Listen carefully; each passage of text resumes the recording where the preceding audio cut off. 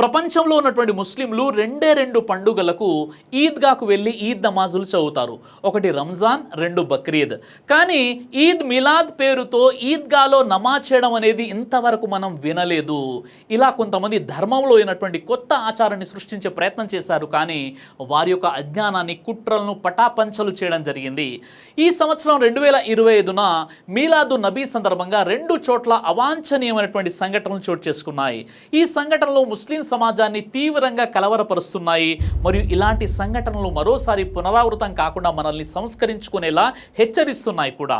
ఈ వీడియో ఒక జమాత్కి లేదా ఒక ఫిర్హాకి సంబంధించినటువంటిది కాదు, ప్రతి ముస్లిం చూడాల్సినటువంటి వీడియో ఇది.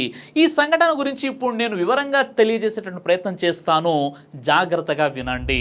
ఇక మొదటి విషయానికి వస్తే, కొంతమంది బరేల్వి ముస్లిం సోదరులు గులామే ముస్తఫా కమిటీకు చెందిన వారు ప్రవక్త సల్సలం వారి జన్మదినాన్ని ఈద్గా భావించి ఈద్ మిలాదు నబీ సందర్భంగా మాసబ్ ట్యాంక్ వద్ద ఉన్నటువంటి ఈద్గా బిలాలి హాకీ గ్రౌండ్లో కొందరు ముస్లిం వ్యక్తులు ఈద్ మిలాద్ రోజును ఈద్గా భావించి ఖుత్బా ప్రసంగంతో సహా సామూహికంగా 2 రకాతుల ప్రత్యేక ఈద్ నమాజ్ చదివారు.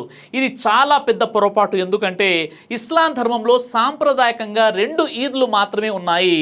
ఈదుల్ ఫిత్ర్ అంటే రంజాన్ మరియు ఈదుల్ అదా అంటే బక్రీద్. ఈ రెండింటికి మాత్రమే ప్రత్యేక ఈద్ నమాజ్ చదవడం, ఈద్గాకు వెళ్ళడం లాంటిది ఉంది. మీలాదు నబీ రోజున ఈద్ నమాజ్ చదవడం లేదు. వీరికి ధర్మంపై సరైనటువంటి అవగాహన లేని కారణంగా మీలాదు నబీ రోజును కూడా ఈద్గా భావించి ఈద్గాలో నమాజ్ సామూహికంగా చదివారు. ఇది ధర్మంలో ఏమాత్రం కూడా అనుమతించబడినటువంటి ఆచరణ, పైగా చాలా పెద్ద పాపం కూడా. ఆ తర్వాత ఏం జరిగిందంటే, ఈద్గా కమిటీ సభ్యులు, ఈద్గా సదర్ మరియు ఇతరులు ఈ నమాజ్కు ముందుగా అనుమతి తీసుకోలేదని, ఇది చట్ట విరుద్ధమని మెహదీపట్నం పోలీస్ స్టేషన్లో ఫిర్యాదు చేశారు. పోలీసులు దీనిపై దర్యాప్తు చేపట్టారు. అంతేకాకుండా పండితులు దీనిని షరియాకు విరుద్ధమని ప్రకటించేశారు కూడా. వారు ముస్లిం సమాజానికి క్షమాపణలు చెప్పి ఇలాంటి సంఘటనలు మళ్ళీ జరగకుండా చూడాలని అన్నారు. ఈద్గా వద్ద ఈద్ నమాజ్ చదివినటువంటి సంఘటన తర్వాత ఈద్ నమాజ్ చేయబడిన విషయం వివాదాస్పదంగా మారడంతో గులామే ముస్తఫా కమిటీకి చెందిన వారు ఈద్ మిలాదు నబీ రోజున ఈద్ నమాజ్ చదవడం ఇస్లామిక్ సాంప్రదాయంలో లేదని, ఇది బిదాత్, ఇస్లాంలో కొత్తగా ఆవిష్కరించినటువంటి ఆచారం, షరియాకు అనుగుణంగా లేనిదిగా భావించినట్టు తెలిపారు. ఇలా చేయడం ముస్లిం సమాజంలో తప్పుడు అవగాహనను కలిగించి ఉండవచ్చని, అందుకు వారు ముస్లిం సమాజం మొత్తానికి క్షమాపణలు చెప్పారు. ఈ సంఘటన వల్ల ఏర్పడిన గందరగోళానికి బాధపడుతున్నామని, భవిష్యత్తులో ఇలాంటి సంఘటనలు జరగకుండా చూస్తామని చెప్పడం జరిగింది.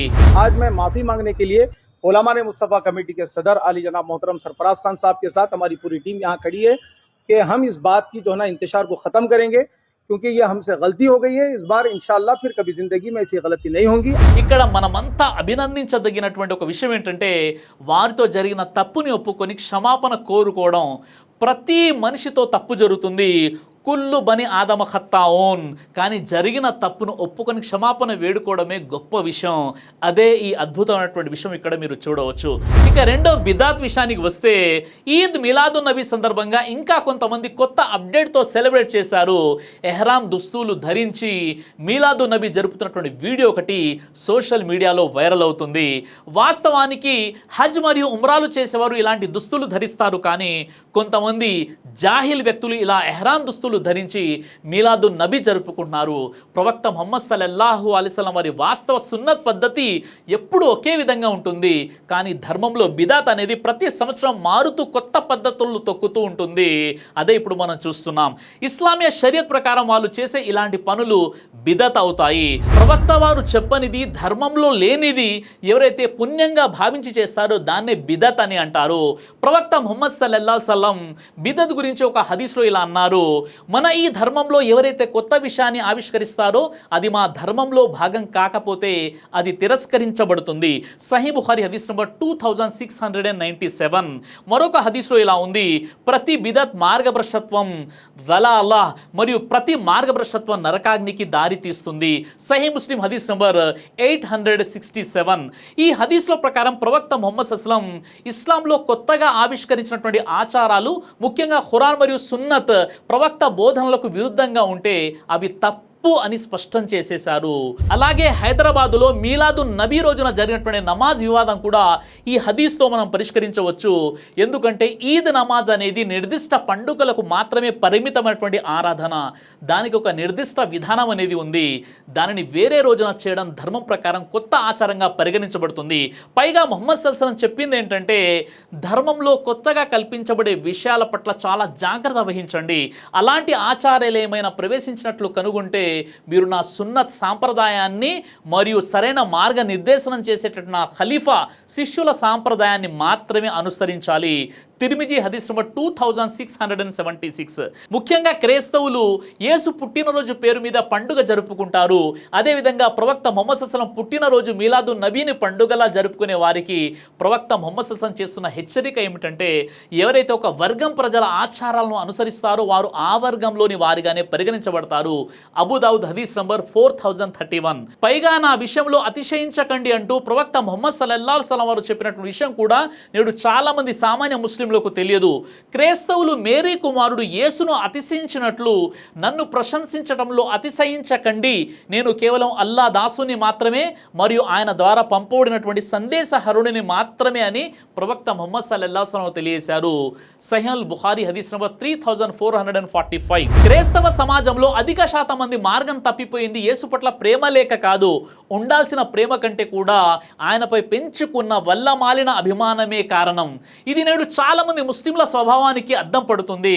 అల్లా మనందరికీ ప్రవక్త ముహమ్మద్ సల్లల్లాహు అలైహి వసల్లం వారి యొక్క బోధనలు సరిగ్గా అర్థం చేసుకుని ఆచరించే సద్బుద్ధిని ప్రసాదించుగాక. ఆమీన్ యా రబ్బుల్ ఆలమీన్. దైవ ప్రవక్త ముహమ్మద్ సల్లల్లాహు అలైహి వసల్లం వారు తెలియజేశారు, కడుపుకు సంబంధించినటువంటి అన్ని రకాల వ్యాధులకు అద్భుతమైనటువంటి ఔషధం తల్బీనా. ఇది దైవ ప్రవక్త వారి సున్నత్, మంచి ఆహారం, ఇమ్యూనిటీ బూస్టర్, ఇందులో షిఫా ఉంది.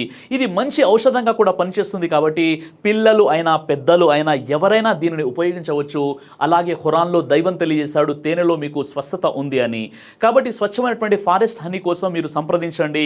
అలాగే పురుషుల కోసం ప్రత్యేకంగా తయారు చేయబడినటువంటి షాహీ హల్వా, ఇది లైంగిక సమస్యలను దూరం చేసి శృంగార సామర్థ్యాన్ని పెంచుతుంది. మీ దాంపత్య జీవితంలో మంచి అనుభూతినిస్తుంది. ఇందులో ఎలాంటి సైడ్ ఎఫెక్ట్స్ లేవు. ఇది కంప్లీట్గా హెర్బల్ ప్రొడక్ట్స్తో తయారు చేయబడినటువంటిది. కాబట్టి స్క్రీన్పై కనిపిస్తున్నటువంటి ఈ నెంబర్స్కి కాల్ చేసి మీరు ఇప్పుడే ఈ ప్రొడక్ట్స్ని ఆర్డర్ చేసుకోవచ్చు. కొరియర్ ఫెసిలిటీ కూడా ఉంది. ఆలస్యం ఎందుకు, వెంటనే ఆర్డర్ చేయండి. ఉమ్రా ఆఫర్కి సంబంధించి 1000 కస్టమర్స్ అవ్వగానే, అంటే ఇంకా 225 ఆర్డర్స్ రాగానే ఈ 1000 మందికి డ్రా తీసి ముందు ఒకరిని ఉమ్రాకి పంపించడం జరుగుతుంది. కాబట్టి ఈ 225 మంది తల్బీనా కస్టమర్స్కి ఇది ఒక గొప్ప అవకాశం. వెంటనే ఈ నెంబర్కి ఫోన్ చేసి తల్బీనా ఆర్డర్ చేసుకోండి.